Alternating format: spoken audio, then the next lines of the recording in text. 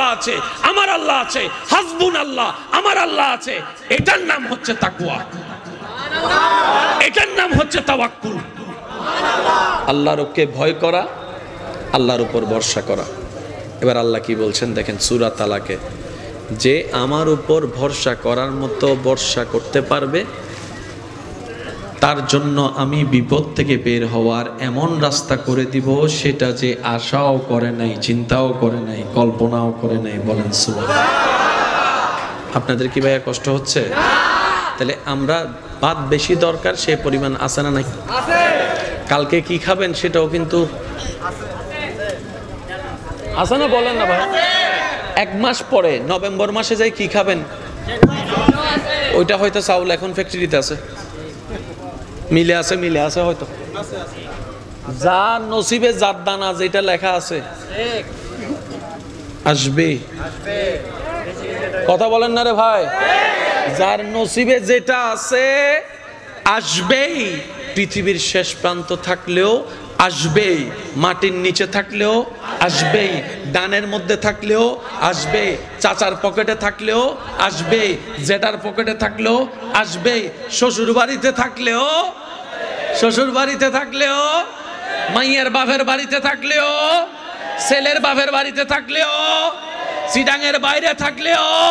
তো যদি আপনার এইটাই আকীদা বিশ্বাস হয় আমার তকদিরে যা আছে তা আসবে আসবে, তাহলে কাউকে না পেয়ে সুসাইড করার দরকার নাই, সুসাইড করার দরকার নাই, নেশা করে জীবন নষ্ট করার দরকার নাই। বলবেন চেয়েছি পাই নাই, তার মানে রব আমার ভাগ্যে রাখে নাই। কেন রাখে নাই? আমার জন্য হয়তো ভালো হবে নাই, তাই আমার রব আমার জন্য রাখে নাই। বলেন সুবহানাল্লাহ। সেজন্য পাগলরা বলে পাইলেও আলহামদুলিল্লাহ, না পাইলেও আলহামদুলিল্লাহ। আপনি জীবনে এই আলহামদুলিল্লাহ শব্দটাকে যত আপন করে নিতে পারবেন তত টেনশন ফ্রি হয়ে যেতে পারবেন। এদিকের সুবহানাল্লাহর আওয়াজ আমি শুনি নাই। আপনারা বললেন না, আমার আশেক ভাই যারা আছেন বাম দিকে একটু আপনারা বলেন তো সুবহান। সিরিঙ্গে আওয়াজ হন না ভাই সুবহানাল্লাহ। এবার আপনারা চুপ থাকেন, আমার সামনের ভাই যারা আছেন তারা বলেন তো সুবহান। এবার দোনো দিকের আশেক ভাইয়ের একবার মিলে বলেন তো সুবহানাল্লাহ। আর একটু জোরে বলেন। এবার মন খুলে একবার বলেন আলহামদুলিল্লাহ। জীবনে যাই হোক, মন মতো হোক কিংবা না হোক, আমার আবদার মুস্কি হাসি মুখে রাখবেন আর আলহামদুলিল্লাহ বলতে থাকবেন। পাইলে একবার বলবেন, না পাইলে দুইবার বলবেন। মন মতো পাইলে একবার বলবেন, মন মতো না পাইলে ডবল বলবেন। ইচ্ছা পূরণ হলে একবার বলবেন, ইচ্ছা পূরণ না হলে ডবল বলবেন।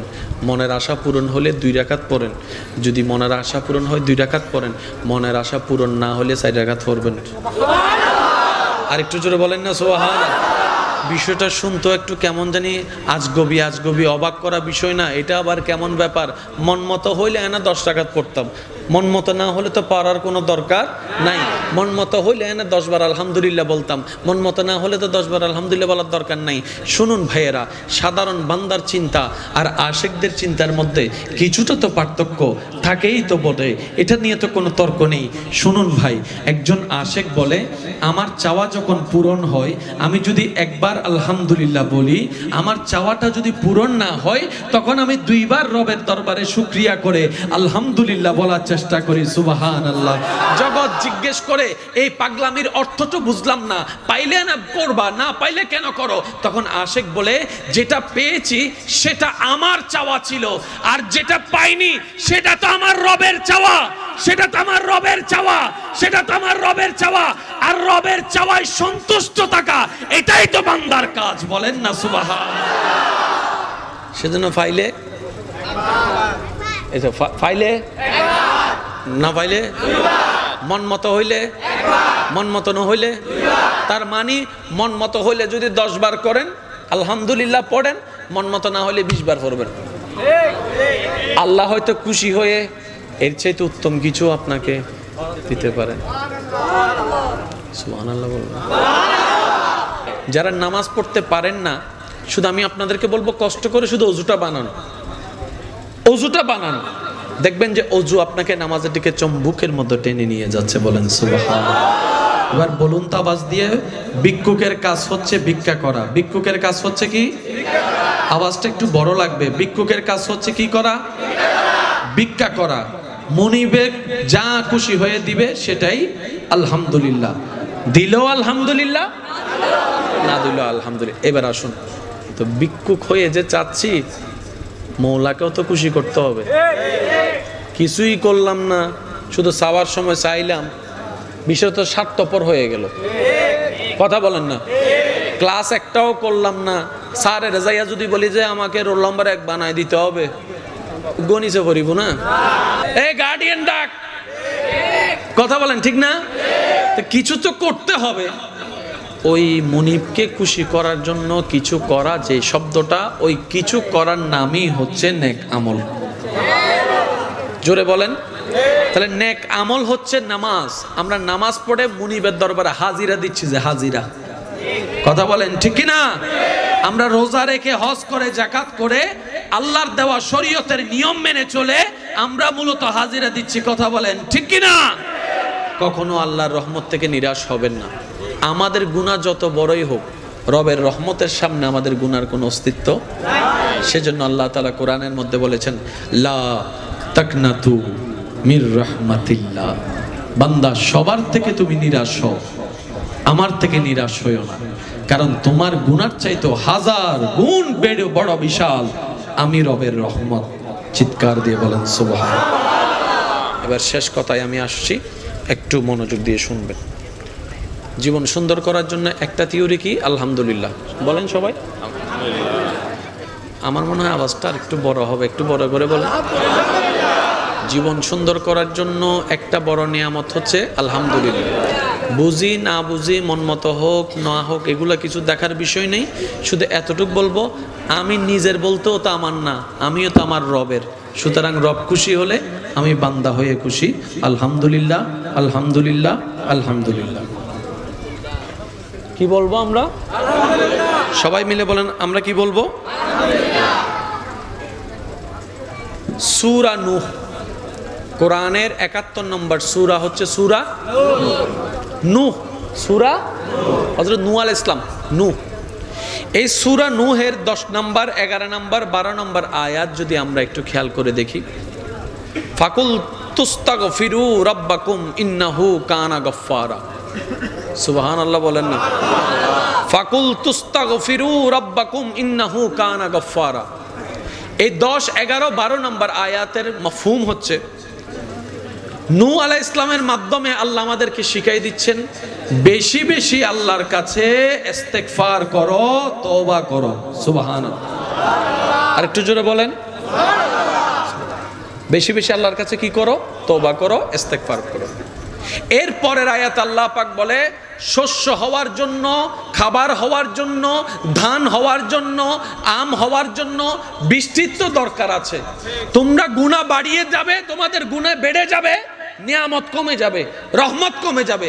সুতরাং রহমত পাওয়ার জন্য গুনাহ মাফের দরকার, গুনাহ মাফের জন্য ইস্তেগফারের দরকার। বলেন না সুবহানাল্লাহ।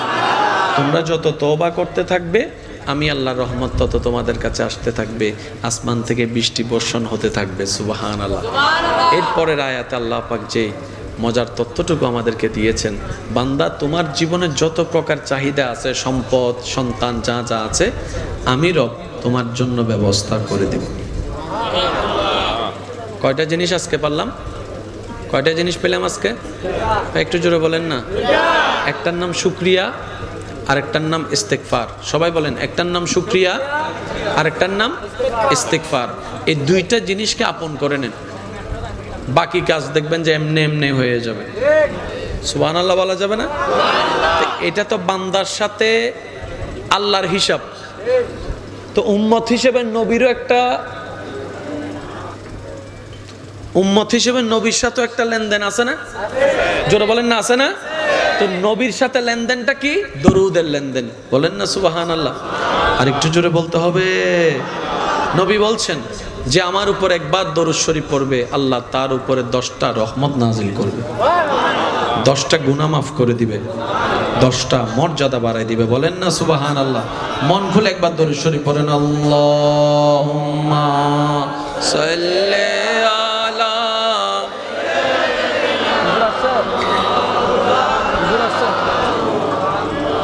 ওয়া আলা আলি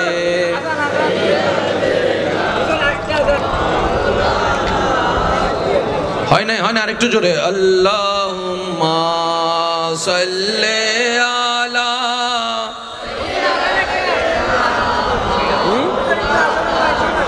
বুঝি নাই আজান ওয়া আলা আলি সাইয়্যিদিনা মাওলানা বুঝি নাই আবার আজান হতো নাইলো এখন আল্লাহ আর 5 ওয়াক্ত নামাজ পড়িবার তৌফিক দান করুন আলহামদুলিল্লাহ চলবে বলেন না চলবে ইস্তেগফার চলবে দরুদ শরীফ চলবে আল্লাহ আমাদেরকে আমল করার তৌফিক দান করুক আর একটু ছোট করে বলেন আর একটু ছোট করে বলেন ক্ষমতা থাকলেও মাফ করা আল্লাহর পছন্দ জানার পরও দোষ গোপন করা আল্লাহর পছন্দ কথা বলেন ঠিক না আল্লাহর পছন্দনীয় কাজ করার আল্লাহ আমাদেরকে সবাইকে তৌফিক দান করুক আমিন এখানে আমি একটা কথা বলি কালকে হয়তো এটা নিয়ে অনেক কথা চলবে এই আয়োজন যারা করেছেন এগুলো আপনাদেরই ভাই আপনাদেরই সন্তান হয়তো সরাসরি না হয় দূর থেকে আপনার ভাইয়ের ছেলে মানে তো আপনারই ছেলে একটু কথা বলতে হবে ভাইয়া ঠিক না তো এই আয়োজনটুকু এটা ছাড়া আর কোনো জায়গা তো সেহেতু ওনারা ওনাদের সাধ্যমতো প্ল্যানিং করে করেছেন এবার বলেন সব কিছু চালানেওয়ালাকে আল্লাহ যেমন চেয়েছেন তেমন হয়েছে এখানে কারো কোনো হাত আপনারা বলেন জায়গার তুলনায় আসে কম হয়েছে না বেশি হয়েছে এই এতগুলা মানুষকে আপনি যদি 10,000 টাকা করেও দেন নিয়ে যেতে পারবেন তাহলে সব আল্লাহ এবং রসুলের প্রেমে আসছে কথা বলেন ঠিক কি না তো ওই কমিটির যত ভুলভ্রান্তি হয়েছে আপনাদের অপছন্দের যা কিছু হয়েছে আপনারা যা কষ্ট পেয়েছেন আল্লাহর দিকে তাকিয়ে ক্ষমা করে দিবেন এবং আগামীবার পরামর্শ দিয়ে হলো সহযোগিতা করবেন এ ভাই মাহফিল এখানে না করে ওই আমার একটা জায়গা আছে মাঠ ওইটা তো কর তো হবে এটা ভাইয়ের পরিচয় কথা বলেন ঠিক কি না আর একটু জোরে বলেন ঠিক কি না আল্লাহ হুজুরের হায়াতে বরকত দান করুক আর একটু জোরে সুন্নিয়তের বাগানে যারা যেখান থেকে যেভাবে খেদমত করেছেন করছেন আল্লাহ সবাইকে কবুল আর মঞ্জুর করুক আমিন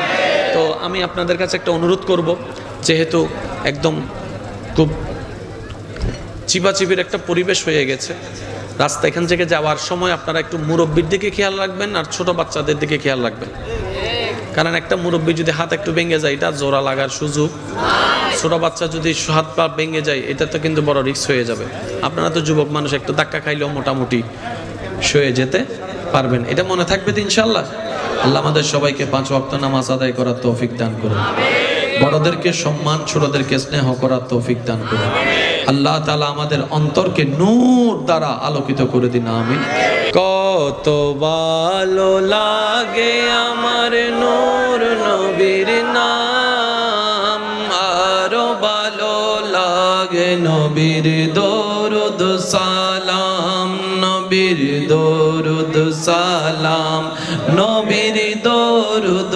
সালাম আল্লাহুম্মা সাল্লি আলা সাইয়্যিদিনা মুহাম্মাদিন বলেন মারহাবা এবার বলেন ফজরের নামাজ কয় রাকাত 2 রাকাত ফরজের আগে 2 রাকাত যোহরের 4 রাকাত ফরজের আগে 4 রাকাত আসরের 4 রাকাত ফরজের আগে 4 রাকাত এশারের 4 রাকাত ফরজের আগে 4 রাকাত মাগরিবের 3 রাকাত ফরজের আগে 2 রাকাত আগে আগে আগে বলেছি পরে না 4 ওয়াক্তে সুন্নত আগে 1 ওয়াক্তে সুন্নত আল্লাহ আগে রাখে নাই সুবহানাল্লাহ কোন ওয়াক্ত এবার বলেন ফজরের নামাজ জোর না বেজোর যোহরের নামাজ আসরের নামাজ এশারের নামাজ মাগরিবের নামাজ 5 ওয়াক্তে একটা ওয়াক্ত বেজোর যেই বেজোরের আগে সুন্নত নাই আরেকটু আস্তে করে রাখুন আচ্ছা নামাজ অবস্থায় হাত ছেড়ে দিলে নামাজ থাকবে বলেন না ভাই কারো নামাজ থাকবে এবার আমি বলবো আপনারা শুধু খোলা না বাঁধা আপনারা বলবেন আল্লাহু আকবার আল্লাহু আকবার বাঁধা বাঁধা আল্লাহু আকবার সামি আল্লাহু লিমান হামিদা। নামাজ আছে না নাই? আপনারাই তো কইলেন, খুললে নামাজ থাকতো না। ও ভাই নামাজি, হাত বাঁধা মানে কি, হাত খোলা মানে কি, কেনই দিল আল্লাহ বুঝার চেষ্টা করলাম না। আফসোস আফসোস আফসোস, আমার দোষ। আপনারটা আপনি কি বলবেন আমি জানি না, আমার দোষ, আপনি আপনারটা বলেন। যতগুলা জায়গায় হাত বাঁধা ততগুলা জায়গায় তাকবীর হচ্ছে আল্লাহু আকবার। যে জায়গায় হাত খোলা সেখানে আল্লাহ বলে যে আল্লাহু আকবার বলিস না, কো সামি আল্লাহু লিমান হামিদা। যত জায়গায় ইমাম বলে আল্লাহু আকবার, মুক্তাদি বলে আল্লাহু আকবার। যে জায়গায় হাত খোলা সেখানে ইমাম বলে সামি আল্লাহ, মুক্তাদি বলে রব্বানা লাকাল হামদ। আর দেখেন প্রত্যেক রাকাতে একটা কাজ কয়বার দেখেন তো? আল্লাহু আকবার, আল্লাহু আকবার। প্রত্যেকটা কাজ। রুকু কয়বার? হাত বাঁধা, তারপরে বৈঠক, সিজদা, প্রত্যেকটা কাজ একবার, সিজদা দুইবার। তাও কি রকম? দুই সিজদা দুই রকম। আমি সুবহানাল্লাহ শুনতেছি না। প্রথম সিজদা দেখেন সামি আল্লাহু লিমান হামিদা, ডাইরেক্ট দাঁড়ায় গেছেন। আল্লাহু আকবার, ডাইরেক্ট সুবহানাল্লাহ। দ্বিতীয় নম্বর সিজদা আল্লাহু আকবার, আল্লাহু আকবার। প্রথম সিজদা ডাইরেক্ট, দ্বিতীয় সিজদা বইটা থেকে সিজদা। ইসলামের এই কিছুদিন আগে আমি একজন অন্য ধর্মের একজন ডাক্তারের আমার একটা অভ্যাস হচ্ছে, আমি ওই জ্ঞাগুলো শুনি, ইন্টারভিউগুলো শোনার চেষ্টা করি। তো উনি বলছেন, ওনার চিকিৎসা বিজ্ঞানে যথেষ্ট নলেজ আছে। উনি বলছে যে মানব সুস্থ থাকার জন্য অনেকগুলো ব্যায়াম আছে, কিন্তু মুসলমানদের নামাজে সব ব্যায়াম খুঁজে পাওয়া গেছে। ওনার বক্তব্য, এটা আমরা কোনো চাপাই দিচ্ছি না, ওনার এগুলা ইউটিউবে আছে, ফেসবুকে আছে। উনি বলছেন যে একজন মানুষ সুস্থ থাকার জন্য যে রকমের আকুতিকৃত ব্যায়ামগুলা দরকার, মুসলমানদের নামাজে সবগুলা ব্যায়াম আছে। শুধু একটা কথা বলি, আপনি রুকু করতে গেলে অনেকের এই জায়গায় একটু ব্যথা লাগে। এই ব্যথাটা না পাওয়ার জন্য অনেকে চালাকি করে কোমরটা এমন করে ব্যথাটা যেন না পায়। অথচ ডাক্তাররা বলে এই ব্যথাটা পাওয়ার সাথে সাথেই আপনার হাঁটুতে, আপনার কোমরের সমস্ত উপকার এখানেই ব্যথার মধ্যে লুকাই আছে। আচ্ছা, বান্দা যখন সিজদায় যায় কপালটা কোথায় থাকে বলেন না ভাইয়া, কোথায় থাকে? আচ্ছা, সারা শরীরে রক্ত সঞ্চালন হয় কোত্থেকে? ওই যে বলেন যে হার্ট ব্লক হয়ে গেছে, হার্টের মধ্যে কি রিং পড়ানো আছে না, এই হার্টের একটা আওয়াজ আছে না,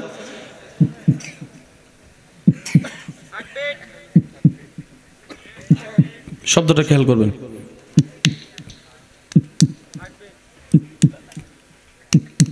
এমন নয়, এমন নয়, এটা আছে জিন্দা, এটা নাই মরা। এটা আছে, এটা নাই। কিছু বাচ্চা মা ডেলিভারি করে বের করে, আমরা কিছু বাচ্চা ডিম থেকে আসে। ডিম থেকে কাদের বাচ্চা হয়?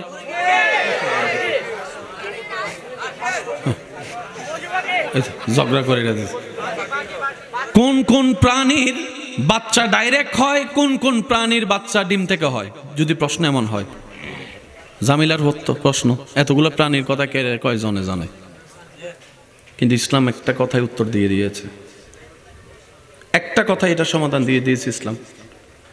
ইসলাম বলে যে প্রাণীর কান বাহিরে তারা বাচ্চা জন্ম দেয়,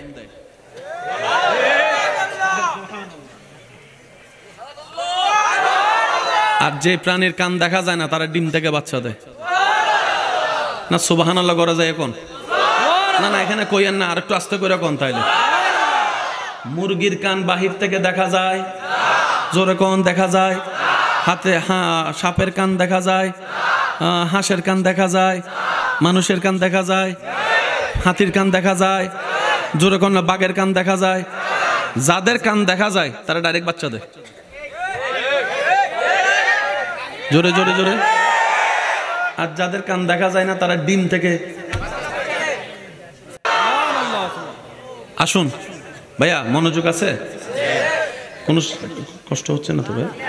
একটা অনুরোধ করি আমার যুবক ভাইদেরকে, প্রত্যেকটা মাহফিলকে এক একটা ইসলামের ক্লাস মনে করবেন, প্রত্যেকটা জুমার ক্লাসকে ইসলামের ক্লাস মনে করবেন।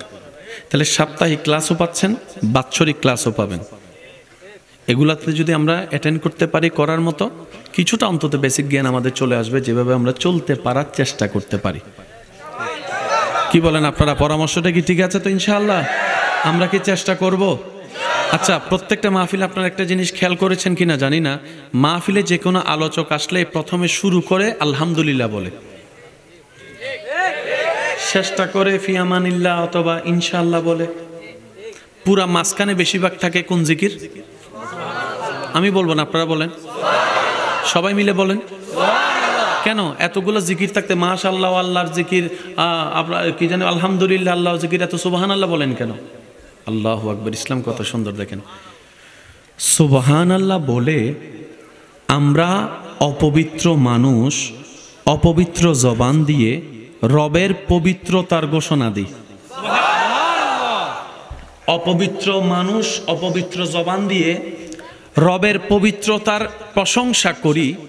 কারো এই সুবহানাল্লাহ বলা রবের পবিত্রতার প্রশংসা যদি জীবনে একটা সুবহানাল্লাহ যদি কোনো রকম রবের একবার পছন্দ হয়ে যায়, রব খুশি হয়ে তার জবানও পবিত্র করে দিবে, চোখও পবিত্র করে দিবে, হায়াতও পবিত্র করে দিবে, হায়াতান তাইয়্যিবা করে দিবে, তার দুনিয়া পবিত্র করে দিবে, আখিরাতও সাজাই দিবে। সেজন্য কোনো মাহফিলে গেলে সুবহানাল্লাহ বলতে কিপটামি করেন না যাদের গুনাহ বেশি। আর যারা জান্নাতি হয়ে গেছেন, আর কিত্তু ফইরা এত ভরে কি তো হইব, আমরা তো জান্নাতি হয়ে গেছেন, যাওয়ার সময় আমগর একটু টাইনা লইয়া যাবেন আর কি। কিছু বলার আছে নি? আর কথা কন, আর কিন্তু কিছু বলার আছে। যাদের আমার মতো গুনাহ বেশি, সওয়াবের দরকার, তারা বলেন সুবহানাল্লাহ। মাশাআল্লাহ, আর একটু গর্জন দিয়ে বলেন সুবহানাল্লাহ। এবার আসেন, আমরা সবাই কি পশু পাখি না মানুষ? আমি আসছি আম্মার পেট থেকে, আপনি বলেন বলেন বলেন। আচ্ছা আচ্ছা, আল্লাহ তাআলা আমাদেরকে সৃষ্টি করেছেন এক ফোঁটা পানি থেকে। সায়েন্সের ভাই যদি থাকেন একটু মনোযোগ দিবেন। এক ফোঁটা পানি থেকে আপনাকে আমাকে আমাদেরকে সৃষ্টি করেছেন কে? ভাইয়া ভাইয়া ভাইয়া ভাইয়া ভাইয়া, অনুরোধ ভাই, একটু আচ্ছা, আপনারা যদি একটু মেহেরবানি একটু সামনে চলে আসেন, একটু সামনে। আল্লাহ আল্লাহ আল্লাহু লা ইলাহা ইল্লাহু আল্লাহ আল্লাহ আল্লাহু লা ইলাহা ইল্লাহু আল্লাহ আল্লাহ আল্লাহু লা ইলাহা। উচ্চ আওয়াজ একবার বলি মারহাবা। যুবক ভাইরা, শিকার দরকার আছে না নাই? এবার আমি টোটাল বিষয়টা বলছি, আপনাদের যাতে একটু কম কষ্ট হয় আমি চেষ্টা করছি। আমি আম্মার পেট থেকে আসার আগে আব্বার পিঠে ছিলাম। সুবহানাল্লাহ। আমি, আপনি, আমরা সবাই আব্বার পিঠে আসার আগে ছিলাম রূহ জগতে। উলামায়ে কেরামের দোয়া চাচ্ছি আমি। আপনি, আমি, আমরা আসার আগে ছিলাম আম্মার পেটে, আম্মার পেটে আসার আগে ছিলাম আব্বার পিঠে, আব্বার পিঠে আসার আগে আপনি আমি ছিলাম রূহ জগতে। তাহলে আমাদের জীবন গাড়ি শুরু হয়েছে, স্টেশনের নাম কি? রূহ জগৎ থেকে বাবার পিঠ, বাবার পিঠ থেকে মার পেট, মার পেট থেকে দুনিয়া।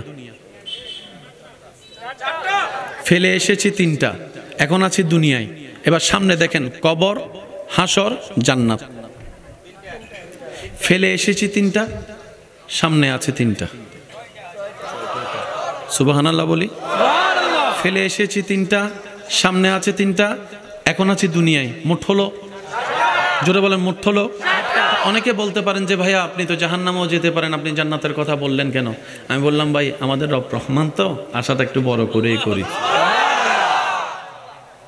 নবী বলেছেন রবকে যে যেরকম মনে করে রব তার জন্য সেরকম। আমরা রহমান ভাবতে ভালোবাসি, রহিম ভাবতে ভালোবাসি, সেজন্য রবের প্রতি সবসময় মন বড় রাখবেন।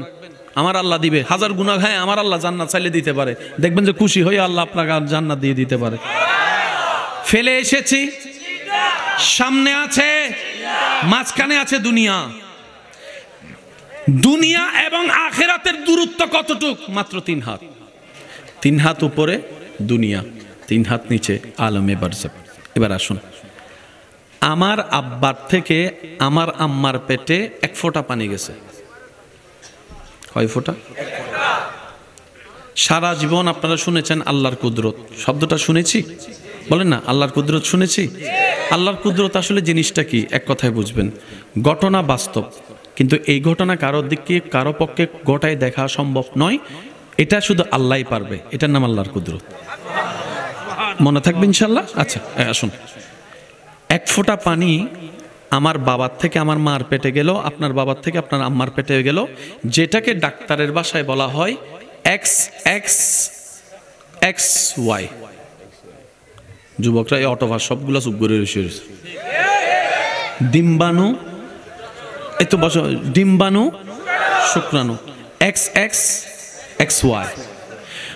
চিকিৎসা বিজ্ঞান বলে XXXY ডিম্বাণু শুক্রাণুর সমন্বয়ে 1 ফোঁটা পানি থেকে তোমার সৃষ্টি।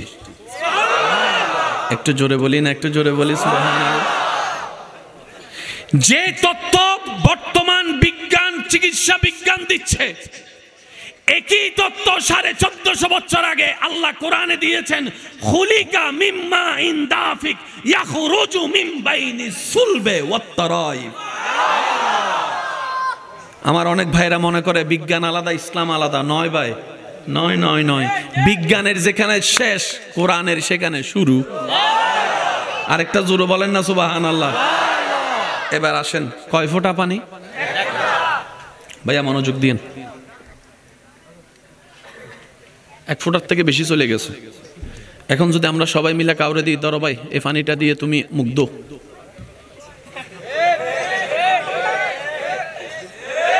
আর যদি ভুল করে কয় ধর পানিটা দিয়ে গোসল কর, ঠিক আছে? 1 ফোঁটা পানি দিয়ে কি হয়? কিন্তু রব যদি চায়। এবার আমি বলতে থাকবো, আপনারা শুধু সুবহানাল্লাহ আস্তে আস্তে কইেন, হ্যাঁ? নাইলে আবার আপনারা জোরে কইলে শয়তানে গোস্ব হয়ে যাব। তো শয়তান গোস্ব হইলে তো আবার আমাদের লস আছে না, তো সেজন্য আবার ঠিকও কয়। দেখছেন কথা? আমি বলতে থাকি, আপনারা সুবহানাল্লাহ বলতে পারবেন? কিভাবে বলবেন একটু বলি, দেখান তো দেখি। আরেকবার। 1 ফোঁটা পানি, 1 ফোঁটা পানি থেকে আপনার 2টা চোখ হয়ে গেল, 1 ফোঁটা পানি থেকে 2টা কান হয়ে গেল, 1 ফোঁটা পানি থেকে 2টা নাক হয়ে গেল, 1 ফোঁটা পানি থেকে 2টা হাত হয়ে গেল, 1 ফোঁটা পানি থেকে 10টা আঙ্গুল হয়ে গেল। সুবহানাল্লাহ সুবহানাল্লাহ সুবহানাল্লাহ। 1 ফোঁটা পানি, 1 ফোঁটা পানি থেকে কোমর হয়ে গেল, পেট হয়ে গেল, হাঁটু হয়ে গেল, পা হয়ে গেল, চামড়া হয়ে গেল। 1 ফোঁটা পানি থেকে নখ হয়ে গেল, 1 ফোঁটা পানি থেকে কলিজা হয়ে গেল, কিডনি হয়ে গেল, হার্ট হয়ে গেল, রক হয়ে গেল। 1 ফোঁটা, সুবহানাল্লাহ সুবহানাল্লাহ সুবহানাল্লাহ সুবহানাল্লাহ। 1 ফোঁটা পানি থেকে রক্ত হয়ে গেল, সাদা রক্ত হয়ে গেল, লাল রক্ত হয়ে গেল। 1 ফোঁটা পানি থেকে ক্যালসিয়াম হয়ে গেল, 1 ফোঁটা পানি থেকে রগের সৃষ্টি হয়ে গেল, 1 ফোঁটা পানি থেকে আঁতুড়ির সৃষ্টি হয়ে গেল, 1 ফোঁটা পানি থেকে দাঁত সৃষ্টি হয়ে গেল, 1 ফোঁটা পানি থেকে জিহ্বা সৃষ্টি হয়ে গেল, 1 ফোঁটা পানি থেকে থুতনি সৃষ্টি হয়ে গেল, 1 ফোঁটা পানি থেকে গাল সৃষ্টি হয়ে গেল, 1 ফোঁটা পানি থেকে ব্রেন সৃষ্টি হয়ে গেল, 1 ফোঁটা পানি থেকে মাথা সৃষ্টি হয়ে গেল, 1 ফোঁটা পানি থেকে চুল সৃষ্টি হয়ে গেল, 1 ফোঁটা পানি থেকে পিঠ সৃষ্টি হয়ে গেল, 1 ফোঁটা পানি থেকে হাত সৃষ্টি হয়ে গেল। 1 ফোঁটা পানি থেকে এত কিছু, হাউ ক্যান পসিবল? বিজ্ঞান বলে কোয়াইট ইম্পসিবল, রব বলে একবার আমার দিকে তাকা, এটাই আমি রবের কুদরত।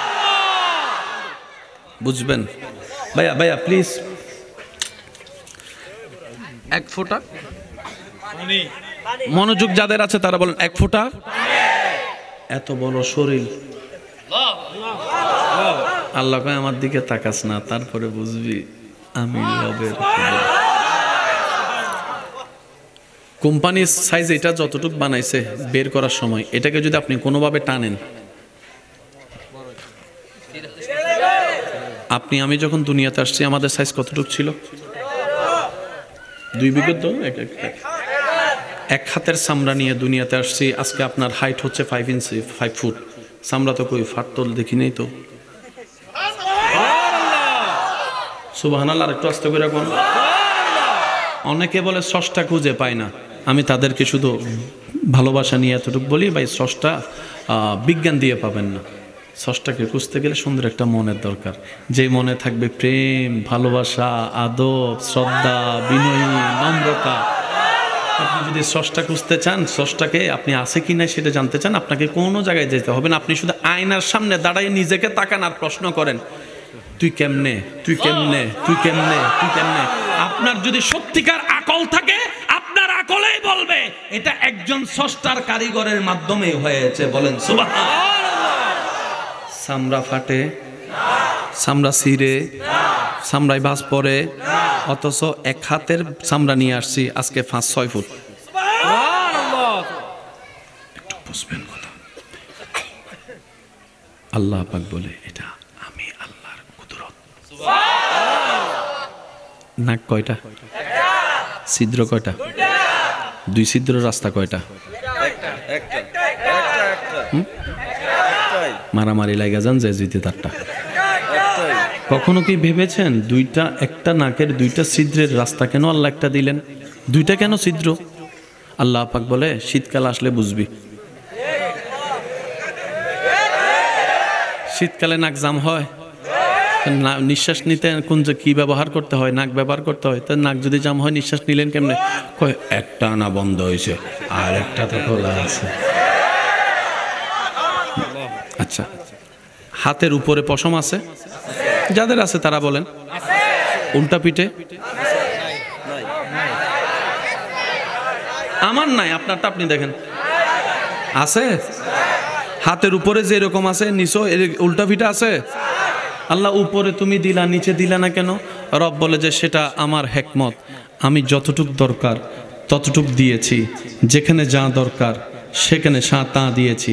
চুলকে দিয়েছি তুমি বড় হও, দাড়িকে দিয়েছি তুমি বড় হও, কিন্তু হাতের পশমকে আমি বড় হতে দিই না। হাতের পশমকে আমি বড় হতে দিই না। প্রত্যেকটা চেহারায় কিছু পশম থাকে, প্রত্যেকটা চেহারায় পশম থাকে। হাতের পশম দেখা যায় এমনি সাধারণ চোখে, কিন্তু অনুবীক্ষণ যন্ত্র দিলে দেখা যায় প্রত্যেকটা চেহারার মধ্যে কিছু কোষ আছে, কিছু পশম আছে, সেটা দেখা যায় না। যদি হাতের পশমের মতো চেহারার পশম দেখা যেত, একজনের চেহারা ও সৌন্দর্য দেখা যেত না। রব বলে আমি জানি কতটুক দেওয়া দরকার, ততটুক দিয়ে আমি সৃষ্টি জগৎকে সাজিয়ে দিয়েছি। একটা হলো জানা, একটা হলো ওই কথা কিন্তু মনে রাখতে হবে। একটা হলো জানা আর একটা হলো। এবার বলেন আল্লাহ আপনাকে যে দাঁত দিল, দাঁতের কারণ কি? জিহ্বা দিল, জিহ্বার কারণ কি? এই তথ্যগুলা বুঝতে পারলে তখন আপনি আল্লাহর প্রেম সাগরে ডুব দিতে পারবেন। একটু জোরে বলি না সুবহানাল্লাহ। ভাইয়া আপনাদের এলাকায় বৃষ্টি হয়? আমাদের এখানে উপর থেকে হয়, আপনাদের এখানে? ও আচ্ছা আচ্ছা আচ্ছা, মাশাআল্লাহ। উপরে বৃষ্টিগুলো কোথায় থাকে? বলেন বলেন বলেন। এখনো মেঘ আছে না? বৃষ্টি আছে? তাহলে মেঘ আছে, বৃষ্টি নাই। আবার বৃষ্টি পড়ে মেঘ থেকে, ফেঁস লাগে গেল না কথাটা? কথা কয় না।